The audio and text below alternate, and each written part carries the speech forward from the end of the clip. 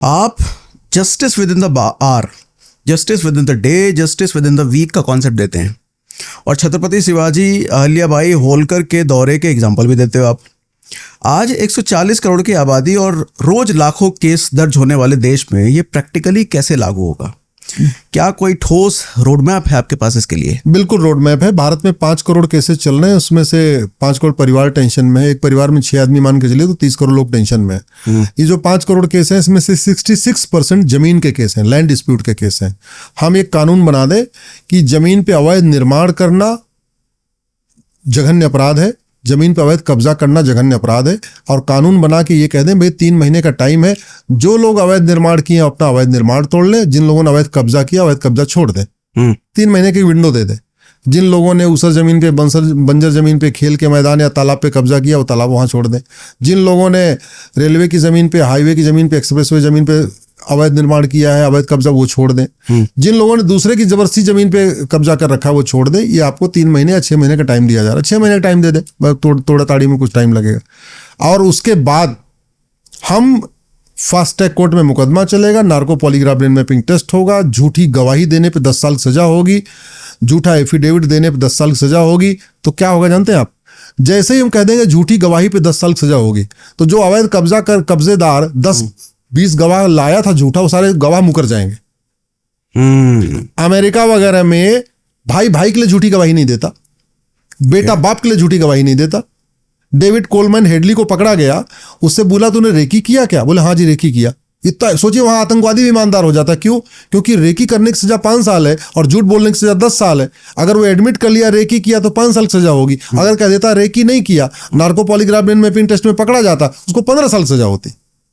तो अगर हमने कानून बना दिया कि झूठी अवैध कब्जा, अवैध निर्माण, फर्जी वसीयत, फर्जी विरासत, फर्जी डेथ सर्टिफिकेट, फर्जी बर्थ सर्टिफिकेट, फर्जी जो डॉक्यूमेंट लगा के जो उन लोगों ने किया है, उनके पास 6 महीने का टाइम। जैसे हम काला धन सफेद करने का विंडो नहीं देते कि 33% दे दो उसके बाद तुम्हारा काला धन सफेद हो जाएगा, सेम आपको 6 महीने का विंडो दे दे। जिन जिन लोगों ने ये सब किया है वो निकल जाए वहां से, नहीं तो 10 साल की सजा होगी, 10 लाख रुपए जुर्माना होगा।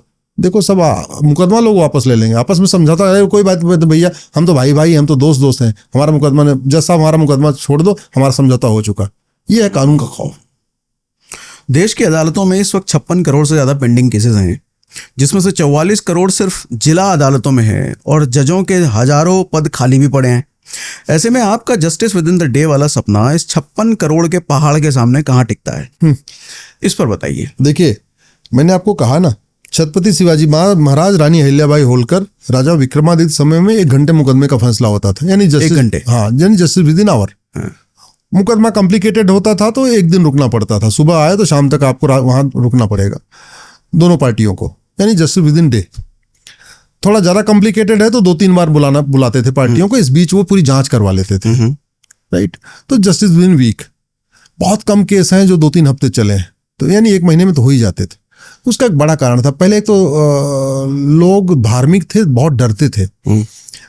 हम बचपन में, मैं बता रहा हूँ, हम लोग घर में, गांव में पंचायत होती थी तो क्या करते थे, एक तांबे के लोटे में सोना रख देते थे और उसमें तुलसी दल रखते थे और गंगा जल रखते थे। और जैसे 2 लोग आए कि हमारा घोड़ा चोरी किया, हमारा भैंस चोरी किया, एक आदमी कहेगा चोरी किया, एक आदमी कहेगा दूसरे ऊपर आरोप लगाया, ऐसे तो होता है। तो 5 लोग बैठते थे, बोले काम करो, ये तुलसी सोना उठाओ और उठा के बोलो। जो उसमें झूठा होता था ना, वो तुलसी सोना उठाता, इतना उसको डर था यार, मैंने अगर झूठ बोला, ये हाथ में तुलसी और सोना लेके झूठ बोल दिया तो मेरे परिवार का सत्यानाश हो जाएगा, मेरा नाश हो जाएगा। तो लोग ऐसे, नागालैंड में वो कस्टम आज भी चल रहा है, नागालैंड में कस्टम आज भी चलता है कि जैसे लैंड डिस्प्यूट हुआ तो वो वहां 5 लोग बैठेंगे और उस जमीन की मिट्टी जीप पे रखना होता है और जीप पे रख के बोलेंगे कि भाई तुम बताओ क्या सच है, तुम बताओ क्या सच है। फिर 3 महीने वेट किया जाता है। अगर 3 महीने के अंदर किसी भी पक्ष से कोई व्यक्ति मर गया तो ये मान लिया गया वो तो झूठ बोला था। तो वहां आज भी इस तरीके से, ट्रेडिशनल तरीके से मुकदमे का फैसला आज भी होता है, आज भी नागालैंड में होता है, ये आज भी होता है। जो वहाँ के जो ट्राइबल्स हैं यही कस्टम फॉलो करते हैं। तो हमारे देश में पहले चूंकि छत्रपति शिवाजी महाराज, संभाजी और रानी अहिल्याबाई होलकर, राजा विक्रमादित्य में झूठ बोलना बहुत सीरियस क्राइम था, बहुत सीरियस क्राइम था। तो इसलिए राजा के सामने कोई झूठ बोलने की हिम्मत नहीं कर पाता था। और झूठ पकड़ते कैसे थे? वो तुलसी सोना से, लोटा से, गंगा जल से। अब आपकी डेट में आज इतने लोग बदमाश हो गए हैं कि वो तुलसी सोना लेके के उसको तो कहो पीते हुए झूठ बोल देंगे।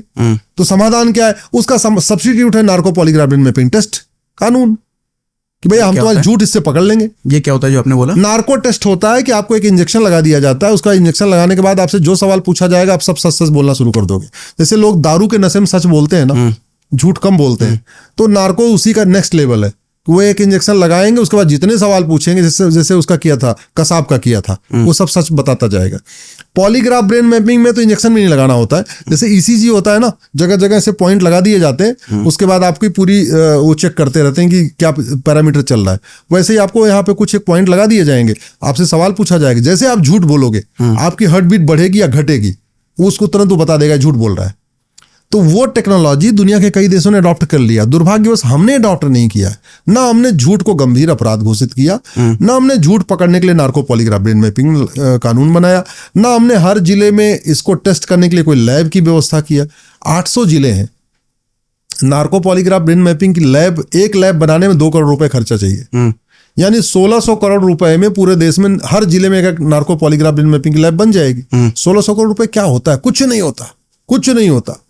कानून बनाते ही, लैब बनाते ही आधे लोग मुकदमा वापस ले लेंगे। झूठे फर्जी SC ST केस से लोग परेशान हैं, फर्जी दहेज के केस से लोग परेशान हैं, फर्जी छेड़छाड़ के केस से लोग परेशान हैं, फर्जी बलात्कार के केस से परेशान है। कई फर्जी केस तो मैं लड़ रहा हूं सुप्रीम कोर्ट में। यहाँ पे उत्तर प्रदेश के फतेहपुर में एक श्रीवास्तव परिवार के 3 लोगों ने आत्महत्या कर दिया। क्यों? पैसे का लेन देन था, फर्जी SC ST केस लगा दिया। यहाँ रेवाड़ी में एक यादव ने आत्महत्या कर लिया। क्यों? जमीन का विवाद चल रहा था, फर्जी SC ST केस लगा दिया। अभी एक घटना आई है, मकान मालिक ने बोला जी एक साल पूरा हो गया है, अब किराया बढ़ा दो, 10% बढ़ाना होता है। उसके ऊपर बलात्कार का मुकदमा करा दिया।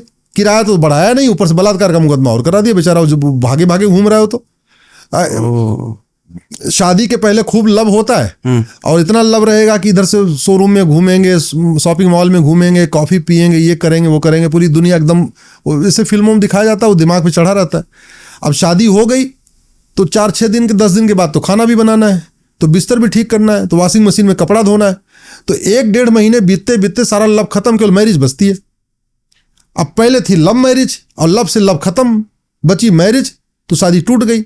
अब टेंशन शुरू। टेंशन में क्या होगा? झगड़ा होगा दोनों लब वालों में, ठीक है। अब उसके बाद क्या होगा? सास ससुर ने भी दहेज मांगा, नंद नंदोई ने भी दहेज मांगा, बुआ और फूफा ने भी दहेज मांगा, जेठ और जेठानी ने भी दहेज मांगा, मतलब सब दहेज मांग रहे हैं। अब पता चला दहेज में दिया कुछ नहीं था, लेकिन दहेज सब मांग रहे हैं। क्यों? क्योंकि फर्जी केस कराने में कोई सजा नहीं है ना। फर्जी SC ST केस करने में, या किसी भी फर्जी दहेज छेड़छाड़, अभी एक शंकराचार्य जी की घटना चल रही है कि उसमें एक व्यक्ति ने बड़ा मुद्दा कर दिया और फर्जी केस हो गया। चलो उनको जमानत मिल गई, शंकराचार्य थे, उन्होंने बड़े सीनियर एडवोकेट हाई किया, उन्हें जमानत मिल गई। कितने लोग तो सड़ रहे हैं फर्जी मुकदमों के कारण। और दूसरा, उनको तो जमानत मिल गई, लेकिन जिन्होंने फर्जी वो केस कराया उसको तो कोई सजा ही नहीं हुई ना, उसके खिलाफ तो मुकदमा ही नहीं हुआ।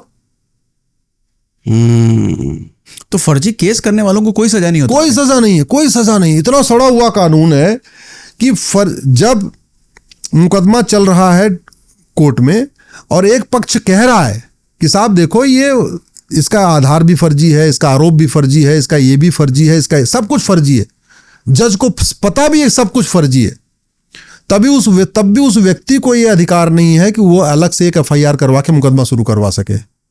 अब जज को खुद ही शिकायतकर्ता बनना पड़ेगा। मतलब हमारा आपका मुकदमा चल रहा है, उसमें से एक व्यक्ति के सारे डॉक्यूमेंट फर्जी हैं, जज को पता भी है, तो भी हमें आपको अधिकार नहीं कि हम एक दूसरे के खिलाफ कोई फर्जी वाला का मुकदमा। अब जज को शिकायतकर्ता बनना पड़ेगा। अब मान लो गाजियाबाद में कोई जज है, उसको पता चल गया कि यार ये मुकदमा तो फर्जी है, एक व्यक्ति के सारे फर्जी डॉक्यूमेंट है, जो निर्दोष है उसको अधिकार नहीं है कि FIR लिखवा सके। FIR लिखवाना है जज को। अब जज को कंप्लेन लिखवानी पड़ेगी, तो क्या होगा? जज का ट्रांसफर तो गोरखपुर हो गया। अब जज बेचारा बार बार गाजियाबाद आएगा, वो अपनी कंप्लेन पे फॉलोअप नहीं करने आएगा। ऐसा सड़ा हुआ कानून चल रहा है, ऐसा सड़ा हुआ। इंग्लैंड में जहां से हमने कानून लिया और हमने बदला नहीं, इंग्लैंड वालों ने बदल लिया। इंग्लैंड में हारी हुई पार्टी जीते हुए पार्टी के वकील की फीस देती है। हारी हुई पार्टी जीते हुए वकील की फीस देती है। जो जीत गई पार्टी ना, हाँ। उसको अपने वकील की फीस नहीं देना, क्योंकि वो सही, वो तो सत्य है, उसके साथ नियम, मतलब वो तो सही रास्ते पे है ना, तभी तो जीता। तो जब वो जीता तो अपने वकील की फीस क्यों दे? ओके, उसके वकील की फीस हारी हुई पार्टी वाले, यानी हारी हुई पार्टी अपने वकील की फीस देगी, जीते वाले भी देगी। यस, ये डेटरेंट का काम करता है। इंग्लैंड में, ऑस्ट्रेलिया में, कनाडा में और अमेरिका में परजरी बहुत सीरियस क्राइम है। परजरी का मतलब कि आप एफिडेविट पे कोई गलत बात नहीं कह सकते, कोई गलत फैक्ट नहीं दे सकते, कोई गलत आंकड़ा नहीं दे सकते। तो जैसे वहां मुकदमा फाइल होगा, सबसे पहले जज बोलेगा, are you aware about the perjury, are you aware about the punishment, do you know that if you are committing perjury आपको 10 साल की सजा होगी। वो भैया इतना कहते ही जो झूठे हैं तो बोले नहीं साहब एक काम करो, हम जा रहे हैं, हम नहीं जा रहे। हम जिस दिन थाने में एफआईआर करते समय जो शिकायत करने वाला है, देखिए क्राइम कैसे शुरुआत कैसे होती है सिस्टम की। आदमी थाने आता है, सेवा में थानाध्यक्ष महोदय सोअर्स या एसीपी महोदय, डीसीपी ऐसे लिखता है, और उसमें पूरी बात लिख देता है कि मेरे साथ रेप हुआ, मेरे साथ ये हुआ, ये हुआ, ये हुआ। अगर नीचे हम एक अंडरटेकिंग ले लें कि ऊपर लिखी हुई सारी बात सही है और मुझे पता है कि झूठी शिकायत करने पे 10 से 20 साल सजा होती है, और मुझे ये भी पता है कि झूठ पकड़ने के लिए भारत में narco polygraph brain mapping test भी किया जाता है। वो झूठा होगा ना, वो थाने आया भी होगा, किसी ने 2-4 लाख रुपए देकर उसको भेजा भी होगा फर्जी शिकायत कर, वो थाने से भाग जाएगा।